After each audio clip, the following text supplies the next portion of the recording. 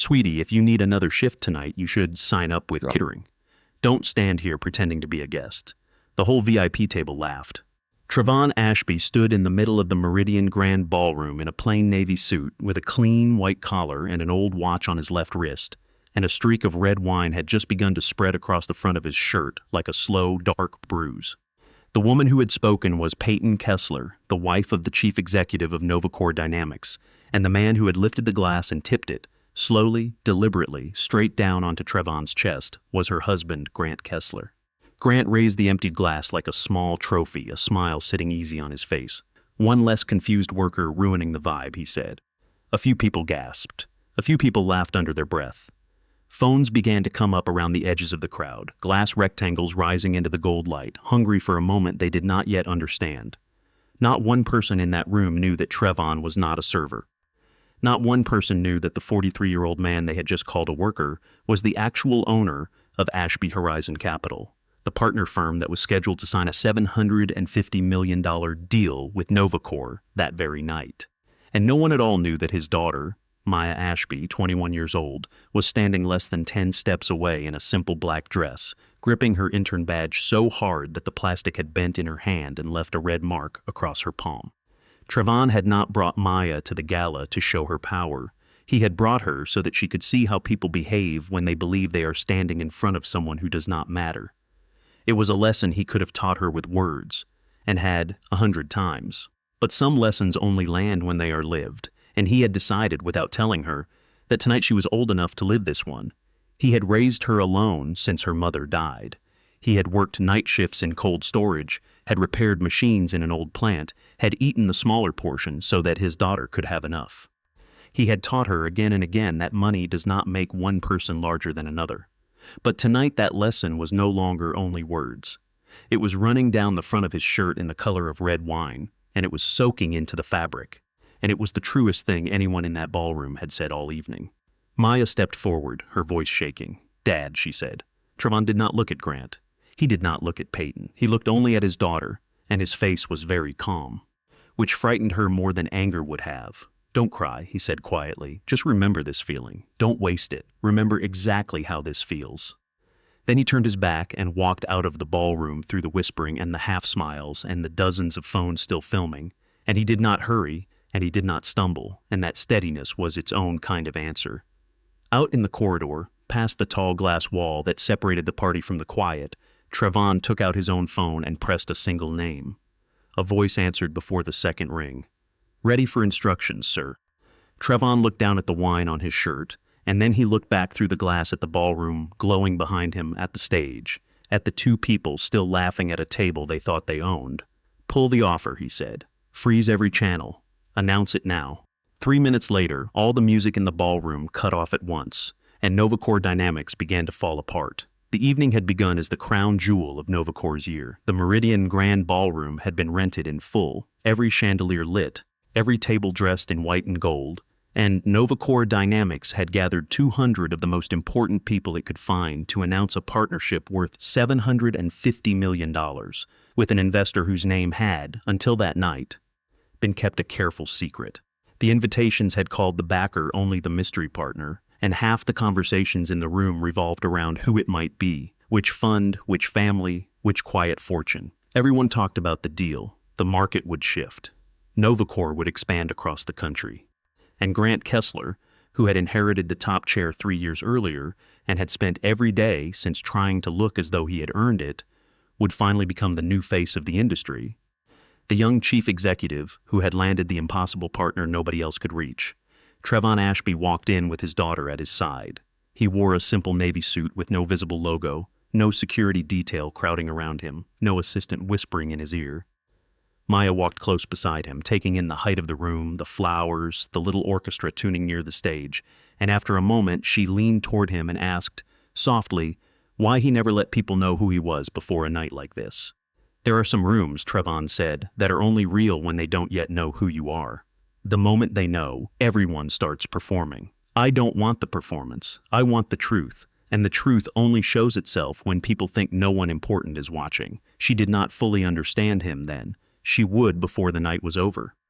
At the door, a member of the security team looked Trevon over, took in the plain suit and the unremarkable shoes, and asked whether he was with the catering company. Trevon said nothing. He simply held out a plain black card with a small silver seal on the corner, and the man's face changed and he stepped back at once, apologizing, waving them through.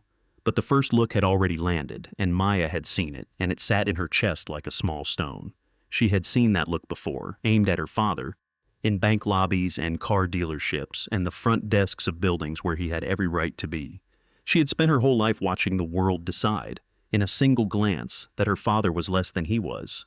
Inside, Trevon moved through the party the way a man moves through a place he is measuring. He did not reach for the food. He did not chase conversation. He watched. He watched a manager snap his fingers at a server who was moving too slowly with a tray.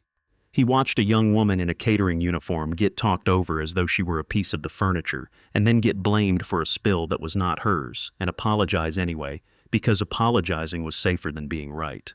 He watched an executive shove ahead of a staff member carrying a heavy crate, letting the door swing shut in the worker's face. He watched Peyton Kessler smile like sunlight at a wealthy donor and then turn, in the same breath, to a passing server with a look so cold it could have frosted the glass in the man's hand. And he watched Grant Kessler stand on the stage and speak, warmly and at length, about human-centered innovation, about putting people first, about a company built on dignity, while never once looking at a single one of the people actually holding the trays and refilling the glasses and keeping the whole beautiful machine running. Maya saw her father taking it all in, storing it the way he stored everything, without expression, without a word, filing each small cruelty away in some quiet ledger only he could read. "Are you here to sign the deal?" she asked him, "or to test them?" "Both," Trevon said. "The money tells you what they want. The way they treat the invisible people tells you who they are. And a partnership is a marriage, Maya. You don't marry what someone says on a stage. You marry what they do when they think it doesn't count." Near the VIP section, Grant and Peyton noticed the plain man standing at the edge of their world, and they did not recognize him. His suit was not expensive enough. He wore no badge, no one hovered around him. They decided, without a word between them, that he was staff who had wandered somewhere he did not belong. And that decision, small and lazy and sure of itself, was the first stone in the avalanche that would bury them. It was Peyton who started it.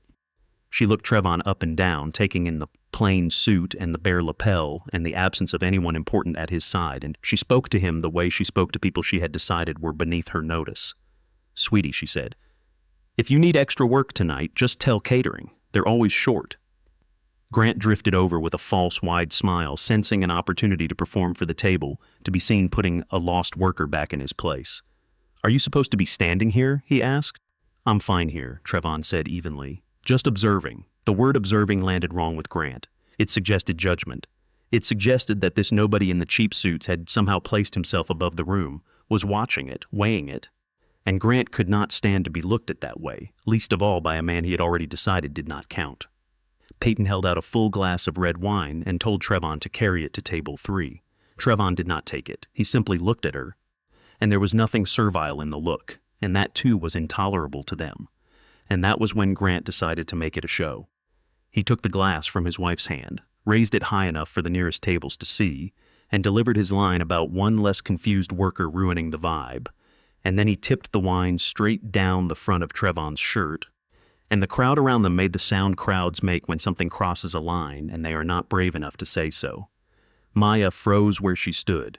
Every muscle in her body wanted to rush forward, to shout, to put herself between her father and these people. But Trevon caught her eye and shook his head once, very slightly. "Wait." And she waited, though it cost her everything she had. Phones came up around them.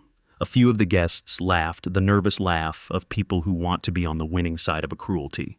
One server near the wall dropped his gaze to the floor, afraid, because he knew that whatever happened to this man could happen to him, and there would be no one to catch him if it did. Trevon did not raise his voice. He did not clench his fists. He wiped a drop of wine from his chin with the back of his hand, adjusted his collar with the calm of a man who has survived far worse than a ruined shirt, and turned and walked out of the ballroom. Maya followed him into the hallway. When they were beyond the glass, where the music was only a muffled thump, she could not hold it in. "You're just going to let them do that," she said, her voice cracking. "You're just going to walk out?" "No," Trevon said. "I'm going to let them introduce themselves in front of everyone. They just did. Now I'm going to answer." Then he took out his phone and called a man named Darius, his second in command, and the person he trusted most in the world after his daughter, and gave the order in 4 short sentences that would end Grant Kessler's career. Pull the offer. Freeze every channel. Announce it now. Understood, Darius said. It starts now. Trevon and Maya stood at the long glass wall outside the ballroom, and for a few minutes nothing seemed to have changed. Inside, the stage lights still blazed. Grant still walked among the tables as though he had just won a small and pleasant game, accepting a pat on the shoulder here, a laugh there. He did not know yet that he had lost everything. He was still living in the last few minutes of the old world. Then it began.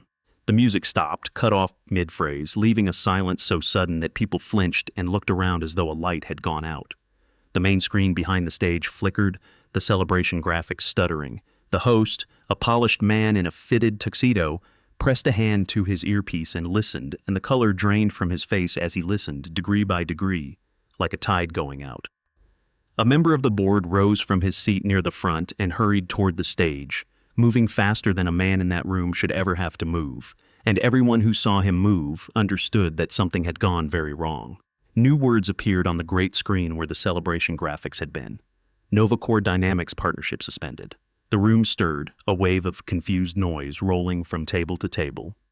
200 people all turning to one another with the same question on their faces. Grant reached the stage in 3 long strides and tore the microphone from its stand.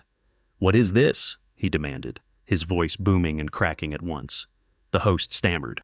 "The directive came from the top," he said. Grant's face went hard, and something desperate moved behind his eyes. "I am the top," he said. The board member had reached the stage by then, and he leaned toward Grant and said, quietly enough that only the front tables heard it, and clearly enough that they would never forget it. "Not ton." Trevon did not go back in to enjoy it. He stood outside the glass with his ruined shirt and his daughter beside him, and he let Maya watch the consequences unfold. Because that was the lesson, not the wine, but this.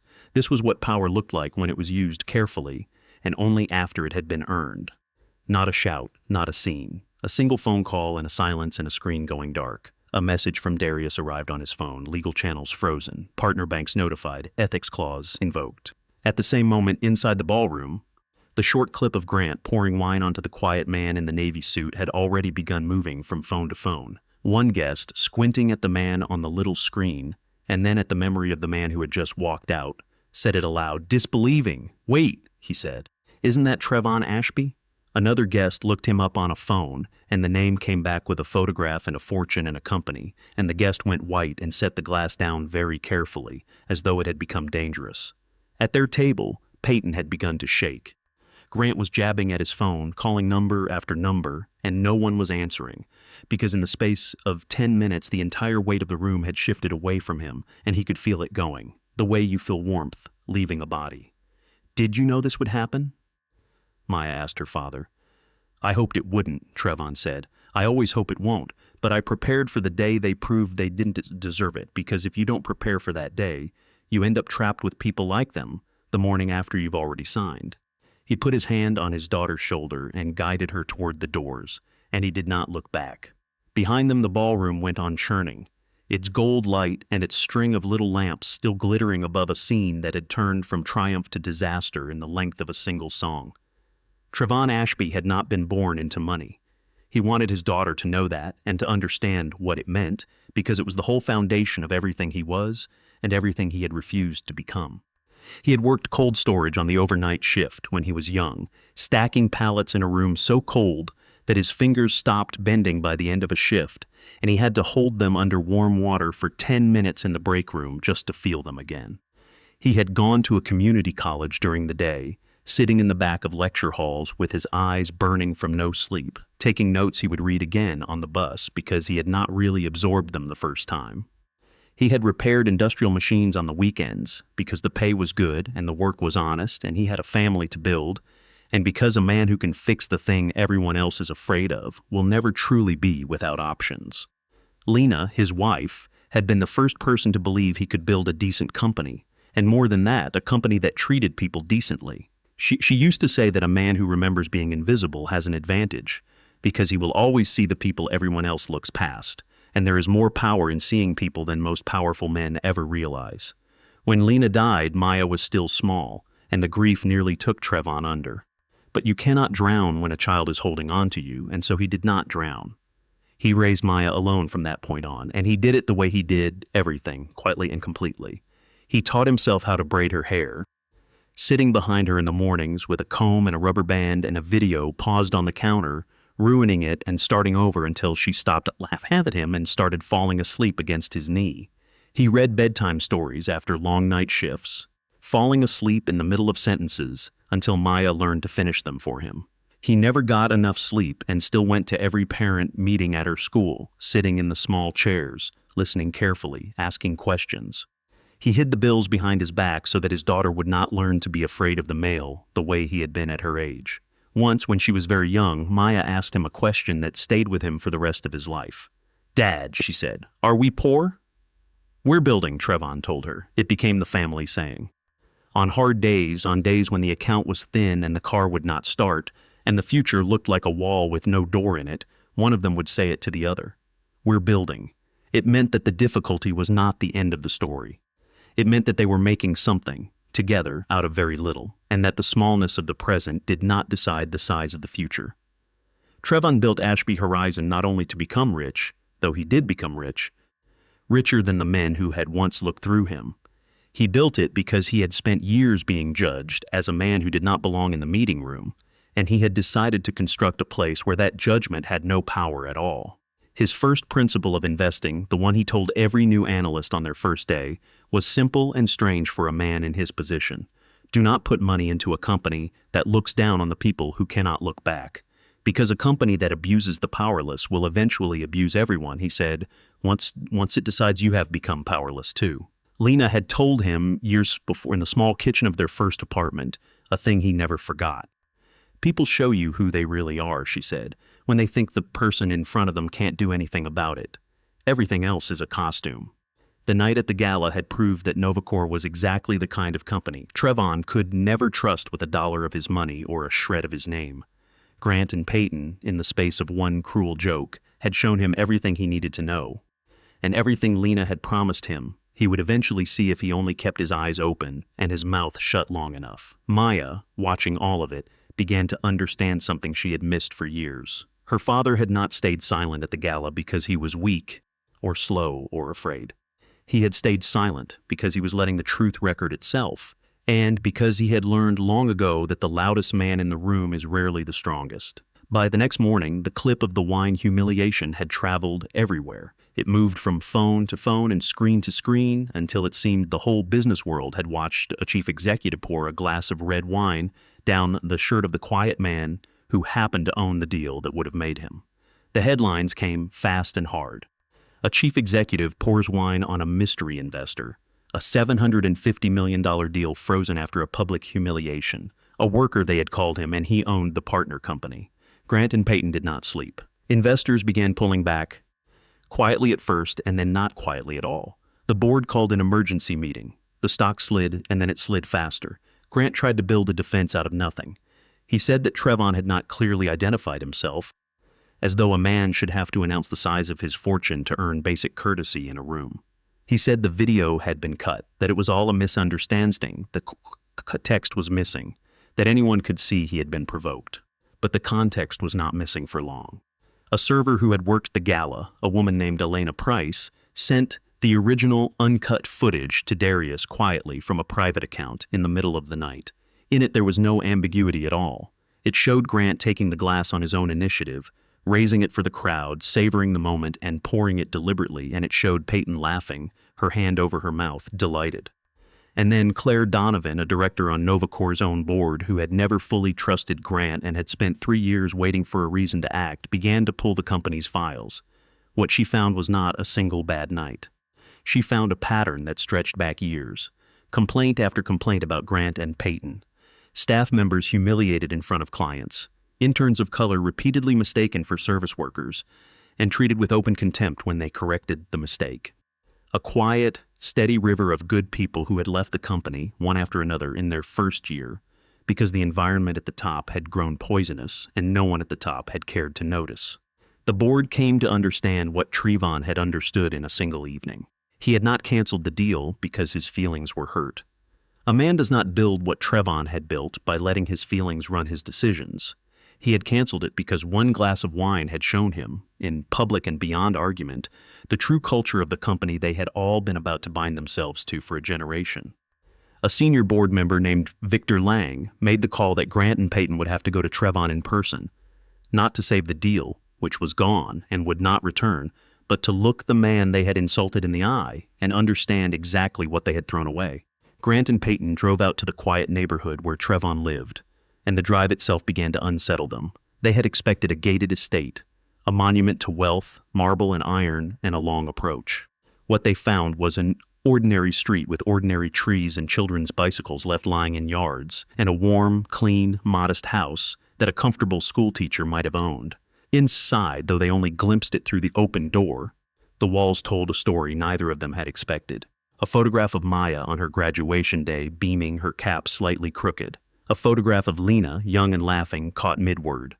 And, framed and hung with the same care as the family pictures, a few photographs of workers in hard hats standing in front of an old plant, the first people Trevon had ever employed, kept on the wall the way other men keep pictures of their own faces shaking hands with the famous. Trevon opened the door and did not invite them in. Peyton spoke first, and her voice broke halfway through. "We were wrong," she said. "We treated you like nothing. Please, let us fix this." Grant tried to hold on to the posture of a chief executive even now, even here, on the step of a house that quietly contradicted everything he believed about worth. "We lost everything," he said. "Just give us a chance to talk." Trevon stood in his own doorway, calm, unmoved, a dish towel still in one hand because he had been washing up when they knocked and had seen no reason to put it down.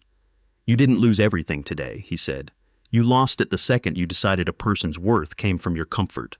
Everything after that was just the bill arriving." Peyton was crying now, really crying. "We didn't know who you were," she said. "That's the problem," Trevon answered, and for the first time there was something almost gentle in his voice, the gentleness of a man delivering a truth he knows will not be understood for years. "You didn't care who I was. If you had treated the server you thought I was with 1 ounce of decency, you'd have a deal tonight. It was never about me.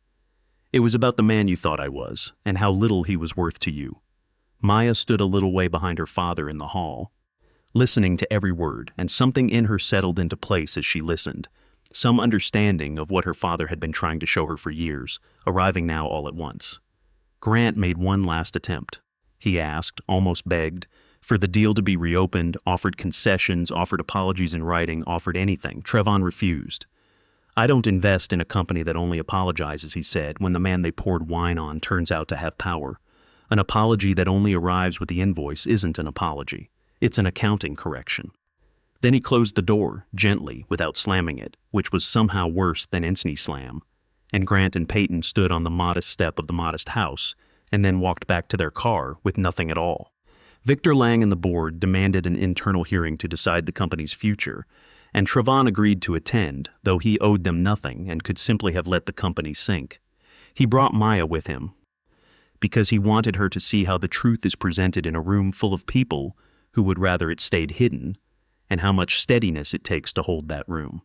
In the boardroom, Darius laid out the ethics clause that had allowed Trevon to freeze the deal in the first place, the clause the Novacor lawyers had signed without reading closely because they had assumed it was boilerplate. Class-based contempt, the public humiliation of a partner's representative, a toxic internal culture, prior complaints repeatedly ignored. Each condition, Darius said, had been met that night and many nights before it. Then Claire Donovan stood and opened the company's own records for the board to see. She brought the complaints filed by staff over the years, dated and signed. She brought an email in which Peyton had referred to the company's own workers as replaceable faces. She brought footage from earlier events, small cruelties captured and forgotten, now lined up in a row where their pattern could not be denied by anyone honest. Grant tried to fight. "Are we really going to destroy a company over 1 glass of wine?" he said, spreading his hands, appealing to the room. Trevon answered him without heat, and the whole board turned to listen. "No," he said, "that glass only showed us what was already inside the company. You didn't fall because of the wine. You fell because of everything the wine finally let people see." The board voted. They suspended Grant. They removed Peyton from every role connected to the company's brand and its public face. They ordered an independent audit of the company's culture, from the executive floor to the loading dock. and they accepted that Ashby Horizon was walking away from the deal and would not be coming back, not this year, not any year. Trevon did not celebrate. When the vote was done and the room was quiet, he spoke once more, and he spoke not to the board but through them, to the whole company they governed. "Don't fix this company to win back my money," he said. "My money isn't coming back, and you should stop thinking about it. Fix it because the people who work inside it deserve to be seen as human beings. Fix it for them. If you fix it for me, you'll break it again the moment I stop watching." Maya watched the men and women who had laughed at the gala, or looked away from it, lower their heads now in front of the truth. She did not feel triumphant. She felt something graver and more useful than triumph. She felt that she had watched justice move slowly, and then all at once, and that it had moved not by accident and not by luck, but because her father had spent years quietly building the leverage to make it move on the one night it would matter. A few days later, Trevon invited Elena Price, the server who had kept the original footage, to meet with him and Maya at a small diner near his office. Elena came in nervous, half certain she was about to be dragged into a lawsuit, or blamed or used and discarded, because that was what people like her had learned to expect from people like him. Instead, Trevon thanked her. He told her that her one small act of keeping that video had protected not only him but every worker in that room whose story would otherwise never have been believed, because the word of 200 important people would always outweigh the word of one server, unless the server had proof. "I didn't do it out of heroism," Elena said, turning her coffee cup in her hands. "I did it because I've watched too many rich people treat the staff like objects, and that night I was just tired of it. I'd have done it for anyone. Were you afraid?" Maya asked her. "Yes," Elena said. "Of course I was afraid.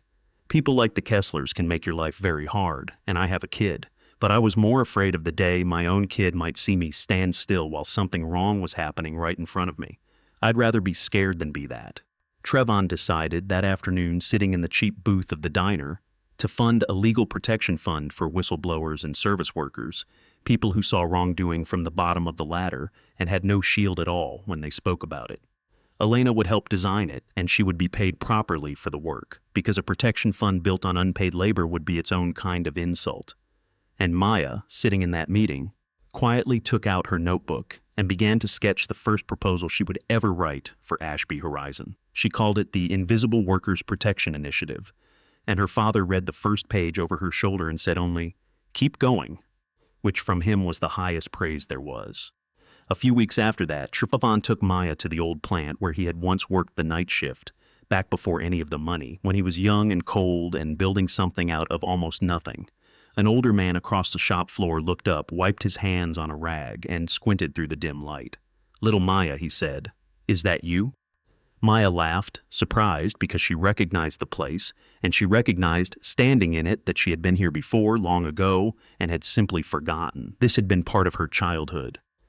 She had slept on an office chair in the corner of this building while her father repaired machines. Through the long nights, a small girl curled up under his coat with the smell of oil and metal all around her, feeling safe because he was near. Trevon told her about those nights.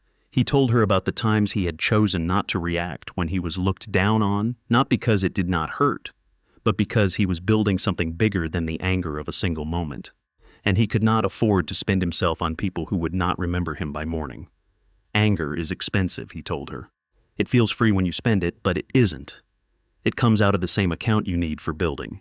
"So the night at the gala," Maya asked, "did it hurt you? Really?" "Yes," Trevon said, and he did not soften it, not because of the shirt, because you saw it. Because there is nothing in the world that stings a father like his child, watching him be treated as less than a man. That's the one thing I could never quite make peace with. I needed to see it," Maya said. "Not to pity you. To understand what you walked through, over and over for years and still didn't become one of them. That's the part I couldn't have learned any other way." Trevon reached into his jacket and took out the plain black card with the small silver seal, the one he had shown the guard at the door of the gala, and he pressed it into his daughter's hand. It was not a symbol of money, though it opened doors that money opened. It was a symbol of everything that money was supposed to serve and so rarely did. "Never use this card to make another person smaller," he told her. "That's the only rule. If the day comes that you need to use it, and it will come, use it to open a door for someone who has been pushed outside. That's the only thing it's really for." Maya closed her hand around it, and she understood that it was not a card of wealth. It was a card of responsibility, heavier than it looked. and her father had just decided she was ready to carry it. Trevon Ashby did not become valuable the moment the whole ballroom discovered that he owned the company. He had been valuable long before that. He had been valuable when he worked the night shift to pay his daughter's tuition. He had been valuable when he ate the smaller portion so that Maya could have a decent breakfast. He had been valuable when he walked into a room full of rich people in a plain suit and did not ask anyone's permission to feel he belonged there. He had been valuable when he was humiliated in front of 200 people and still turned to his daughter and said, "Remember this feeling," instead of teaching her to hate. There are single fathers who do not have the time to tell anyone how much they have sacrificed. They simply do it.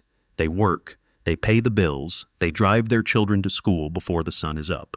They rebuild their whole lives out of night shifts and debts and quiet exhaustion. And they do it without an audience and without applause. And when at last, if they are lucky, they hold some measure of power, that power does not need to be shouted. It only needs to be used at the right moment, in the right way, for the right people. Grant and Peyton were not wrong because they failed to know that Trevon was rich. They were wrong because they believed that only the rich deserved respect. The sentence "we didn't know who you were" was never an excuse. It was the whole confession, said out loud. It proved that they were only ever kind to the people who had enough power to frighten them, and that their kindness, all of it, had always been a form of fear. Maya was the heart of the whole story. She had watched her father be humiliated, but she had also watched the way he refused to let the humiliation turn him cruel. He did not pour the wine back. He did not shout. He used his power to withdraw, cleanly, from a system that did not deserve him, and he used the truth to protect the people who had far less power than he did and no way to protect themselves. The last lesson is very clear and worth saying plainly. Do not wait to learn who a person is before you begin to treat them with respect. The server deserves respect. The person in the cheap suit deserves respect. The single father walking into an unfamiliar room, uncertain and alone and hoping only to get through the evening, deserves respect. Because dignity does not come from a title. It does not come from a logo glowing on a screen. It does not come from the size of a deal or the balance of an account. Dignity is the thing a person already carries into the room, before you know a single thing about what they can do for you. And if you are only kind to the powerful, then you have never once been kind at all. You have only been calculating. And the bill for that, as two people learned in a gold and white ballroom on the biggest night of their lives, always comes due.